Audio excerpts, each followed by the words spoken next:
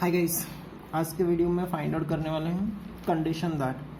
उसके लिए थोड़ा डाटा रिकॉल कर लेते हैं। जो लास्ट में पढ़े थे अपन ने auxiliary equation of pair of a line, वो इक्वेशन यहाँ पर ध्यान में रखना है।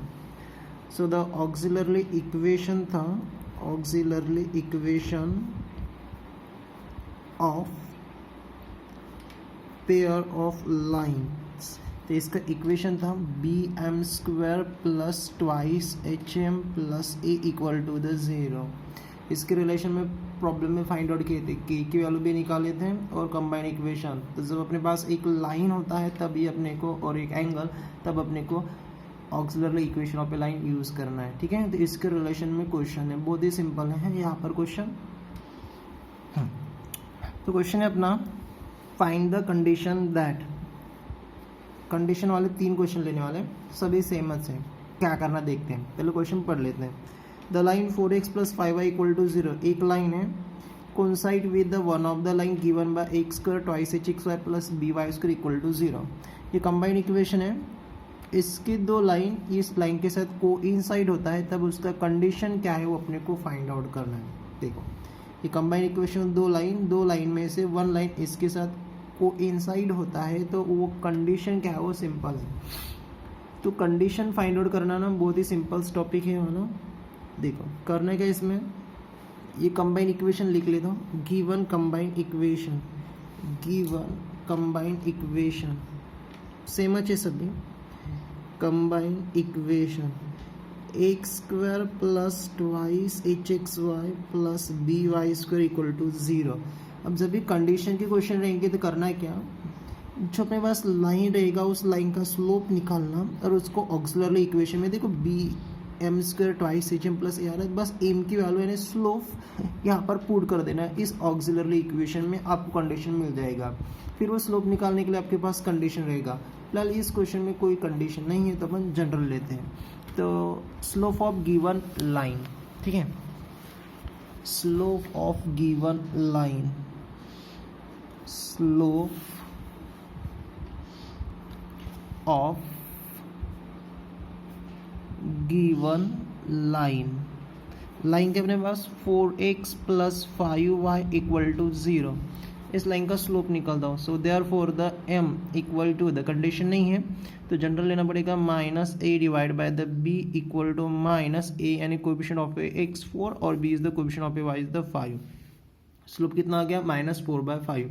ये ऑक्सिलरी इक्वेशन में पुट कर देना। So therefore the auxiliary equation is given by, तो ऑक्सिलरी इक्वेशन है B M square plus twice H M plus A equal to the 0 करके। कुछ नहीं, बस एम की वैल्यू रखना है वाला। बी एम की वैल्यू -4 डिवाइड बाय द 5, इसका स्क्वायर हो जाएगा क्योंकि बी एम स्क्वायर है ना। ट्वाइस है जैसे का वैसा, एम की वैल्यू फिर से 4 डिवाइड बाय द 5 प्लस ए जैसे का वैसा। सिंप्लीफाई कर लो, कंडीशन हो गया बी -स्क्वायर प्लस 4 का स्क्वायर 16, 5 का square 25 plus into minus twice H into the 4, तो 4 इंटू 2 कितना हो जाएगा 8h divide by the 5 plus the A equal to the 0। 25 5 दोनों में एलसीएम ले रहा हूँ तो ये हो जाएगा 25, तो ये रहेगा 16b माइनस, ठीक है, इसमें 5 कम है क्योंकि 25 एलसीएम ले 5 है तो 5 कम है, इसको मल्टीपल, तो 8 इंटू द 4 कितना हो जाएगा 40h, यहाँ पर तो 25 मल्टीपल हो जाएगा 25a इक्वल टू द 0। ये एक कदम आगे लिख रहा हूँ और 25 को इस साइड में शिफ्ट कराओ तो वो 0 हो जाएगा। तो 25a फर्स्ट टर्म लिखा, उसके बाद h -24 द h और plus the 16 of A b equal to the 0, क्योंकि आपका लास्ट का condition, this is last condition, this is last condition. तो बस इस टाइप से इसको सॉल्व करना है। तो जब भी कंडीशन का क्वेश्चन रहेगा तो कंडीशन का क्वेश्चन में क्या करना है, ऑक्सिलरी इक्वेशन लेना है, जो लाइन दिया रहेगा कंडीशन के हिसाब से स्लोप निकालो, उसमें पुट कर दो, आपको कंडीशन मिल जाएगा। ठीक है, चलो नेक्स्ट क्वेश्चन लेते हैं। तो नेक्स्ट कंडीशन शो दैट का प्रॉब्लम देखो, the line given by X square twice hxy plus by square equal to 0 is perpendicular px plus qy equal to 0, then show that ap square plus twice hpq plus bq square, किताब में यहाँ पर mistake है, यहाँ पर y square है, यहाँ पर q स्क्वायर होना। तो ये कंबाइन इक्वेशन का एक लाइन परपेंडिकुलर आ रहा है तो उसका कंडीशन ये करके अपने को शो दैट करना है। इसमें देखो क्वेश्चन पूरा है इसमें, वहाँ पर नहीं कंडीशन दैट करके, ठीक है।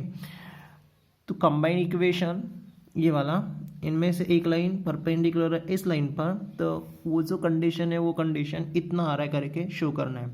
कैसे भी शो दैट, सिंपल प्रोसीजर है, दिया हुआ लाइन का स्लोप निकालना कंडीशन के हिसाब से और पुट करना ऑक्सिलरी इक्वेशन में। तो वही कर रहा हूँ मैं, गिवन कंबाइन इक्वेशन या गिवन इक्वेशन लिख लेता हूँ, ये वाला पहले given equation X square plus twice H x Y plus B Y square equal to 0। ये कौन सी लाइन है, परपेंडिकुलर, तो इस लाइन का स्लोप निकालते हैं। Slope of given perpendicular lines, ठीक है। स्टार्टिंग में कंडीशन है ना, इसमें कंडीशन है इसलिए परपेंडिकुलर लेते हैं। तो स्लोप लाइंस कौन से अपने पास, p x plus q y equal to 0, तो रहेगा एम इक्वल टू, तो परपेंडिकुलर कंडीशन है b divide by the a, तो हो जाएगा बी की वैल्यू यानी कोएफिशिएंट ऑफ वाई है q divide by the a यानी कोएफिशिएंट ऑफ एक्स पी, तो स्लोप कितना आ गया q divide by the p करेंगे। इसको कहाँ रखना है, ऑक्सिलरी इक्वेशन में। The auxiliary equation is given by bm square plus twice hm plus a equal to 0। बस m की वैल्यू रखना है, बाकी कुछ भी नहीं। तो b m की value q divide by the p, देखो m की वैल्यू स्क्वायर हो जाएगा प्लस ट्वाइस ये h, फिर से m की वैल्यू कितना है q divide by the p plus a जैसे को वैसे इक्वल टू 0। चलो कैलकुलेट कर लेते हैं, b q divide by the P square, तो हो जाएगा q square divide by the P square plus twice H Q divide by the p plus a equal to the 0। चलो तीनों में एलसीएम कितना आएगा पी स्क्वायर, तो ये हो जाएगा आपका एलसीएम पी स्क्वायर है, तीन जैसे का वैसे रहेगा बी क्यू स्क्वायर प्लस यहाँ पर एक पी एक कम है तो मल्टीपल हो जाएगा twice H P Q plus यहाँ पर नहीं है तो यहाँ पर multiple A P square equal to 0। इस साइड में शिफ्ट हो गया पी स्क्वायर इंटू 0 0, और प्रूफ के हिसाब से पहले ए वाला टर्म बोला था मैंने, तो हो जाएगा ए पी स्क्वायर, उसके बाद ट्वाइस एच पी क्यू और लास्ट में B Q square equal to 0 हो गया। That is the hence proof. इसने डायरेक्टली आंसर दिया था कि ये अपने को है करके प्रूव करना था, so the hence will be the prove करके। तो कंडीशन के सिंपल से प्रॉब्लम है, ठीक है। चलो नेक्स्ट क्वेश्चन लेते हैं। सो द नेक्स्ट क्वेश्चन है the line 3x plus y equal to 0 may be the perpendicular आ रहा है to the one of the given line x square twice H x Y plus B Y square equal to 0, then finding the condition, then condition निकालना है, ठीक है। कर लोगे, combine equation है, परपेंडिकुलर इसका स्लोप निकालना, स्लोप कितना रहेगा परपेंडिकुलर b बाय द यानी 1/3 रहेगा, ऑक्सिलरी इक्वेशन में पुट कर देना, तो आपका लास्ट का आंसर हो जाएगा, लिख रहा हूँ यहाँ पर 9a plus 6h plus b equal to the 0, ये लास्ट का आपका आंसर आना चाहिए, ठीक है। इतना कर लोगे, ठीक है। नेक्स्ट टॉपिक चेंज हो रहा है अपना, नेक्स्ट टॉपिक है फाइंडिंग द एक्यूट एंगल, और उसके रिलेशन में जो अपन फार्मूला प्रूव किए थे तो वहाँ पर मैंने 2 कंडीशन लिख कर दिया था, तो वो 2 कंडीशन और फार्मूला मैं एक बार फिर से रिवीजन करके दे रहा हूँ। तो theta be the acute angle, theta be the acute angle between two line, between two line, 2 line के बीच का एंगल थीटा है, और अपने को फाइंड आउट करना है जब अपने पास कंबाइन इक्वेशन रहेगा, यानी कौन सा X square twice H x Y plus B Y square equal to 0 ये फॉर्मेट में। तो उसका फॉर्मूला अपने प्रूव किए थे, बोला था कि ये 21 में आने वाला करके। तो tan theta equal to the mod of A 2 time the under root of A H square minus A B divide by the A plus the B करके, ये फॉर्मूला था। तो ये कब लेना है, जब अपने पास कंबाइन इक्वेशन गिवन रहेगा तब, और m1 m2 वाला कब लेना है, जब अपने पास स्लोप रहेगा। फिलहाल तो लेसन में कंबाइन इक्वेशन इज गिवन रहेगा, ये फॉर्मूला यूज़ कर रहे हैं। यहाँ पर मैंने 2 कंडीशन लिख कर दिया था प्रूफ होने के बाद, कभी कभी कंडीशन भी प्रूफ के लिए आ जाती है। पहला कंडीशन था परपेंडिकुलर लाइन कब रहेगा, और second will be the parallel कब रहेगा। तो परपेंडिकुलर का कंडीशन था जब a प्लस बी इसका वैल्यू 0 होता है तो वो 2 लाइन परपेंडिकुलर रहेंगे, ठीक है। और पैरेलल कंडीशन था एच स्क्वायर माइनस ए बी की वैल्यू इक्वल टू कितना आता है 0 करके, तब लाइन क्या रहेगा पैरेलल। तो देखो क्वेश्चन सॉल्व करते समय अपने को ये फॉर्मूला लेना है, थीटा निकालना है जब भी 2 एंगल के बीच का, using this formula 2 into under of h square minus A B divide by a plus b, और show that the line the perpendicular, तो ए प्लस बी की वैल्यू 0। वैसे आगे पी और क्यू की वैल्यू फाइंड आउट करने में ये तो चीज़ काम में आने वाले हैं, और पैरेलल रहेंगे तो h square minus A b equal to the 0 करके, ठीक है। चलो अब इसके बेस पर क्वेश्चन लेते हैं। चलो नेक्स्ट क्वेश्चन है अपना, तो क्वेश्चन अपना show that the lines are perpendicular, show करना, क्या शो करना है, perpendicular to each other 3x square minus 4xy minus 3y square equal to 0। ये कंबाइन इक्वेशन दो लाइन से बना है और वो दोनों लाइन परपेंडिकुलर है, अपने को शो करना है। तो बस ये चीज़ ध्यान में रखना, परपेंडिकुलर ए प्लस बी 0 और पैरेलल एच स्क्वायर माइनस ए बी 0।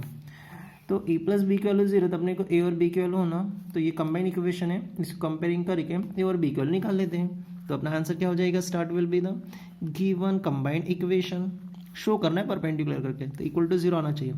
गिवन इक्वेशन है 3x square minus 4xy minus 3y square equal to 0। यहाँ से a की वैल्यू हो जाएगा 3, ट्वाइस h की वैल्यू माइनस 4, x आएगा ऑप्शन, और b की वैल्यू कितना हो जाएगा -3। अपने को a और b का काम है, बाकी का कोई काम नहीं है।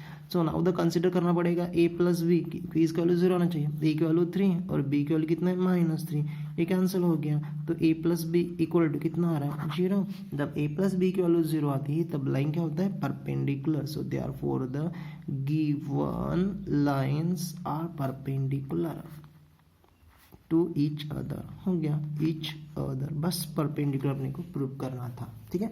चलो नेक्स्ट क्वेश्चन लेते हैं, छोटे क्वेश्चन है, सिंपल है। सो द नेक्स्ट क्वेश्चन है फाइंड के की वैल्यू निकालो। कब, if the lines k x square plus 4xy minus 4y square equal to 0 are perpendicular to each other. Line क्या है, परपेंडिकुलर। देखो के वैल्यू बहुत सारे फाइंड आउट करना है, जितने भी लेसन बढ़ेगी सभी लेसन में की गिवन क्या अपने पास, तो ये कंबाइन इक्वेशन और उस पर क्या है परपेंडिकुलर। पहले तो कंबाइन इक्वेशन और स्लोप था तो भी के की वैल्यू निकाल रहे थे, ठीक है। तो जितना कंडीशन रहेगा उसके हिसाब से के निकालेंगे। तो k will be the question mark given equation, combine equation k x square plus 4 time x y minus 4y square equal to 0। So therefore the a की वैल्यू हो जाएगा के, ट्वाइस एच की वैल्यू बनेगा 4 और बी की value कितना रहेगा -4 करके, ठीक है। अब कंडीशन क्या अपने पास के की वैल्यू निकालने के लिए, जो लाइन है वो दोनों लाइन, इस दो लाइन है, इसमें से दो लाइन ऑलरेडी क्या है परपेंडिकुलर। तो lines are perpendicular, lines are perpendicular to each other है ऑलरेडी, वहाँ पर के कितना फाइंड आउट करना है। तो परपेंडिकुलर है ना, ए प्लस बी इक्वल टू कितना होता है 0, ये परपेंडिकुलर कंडीशन।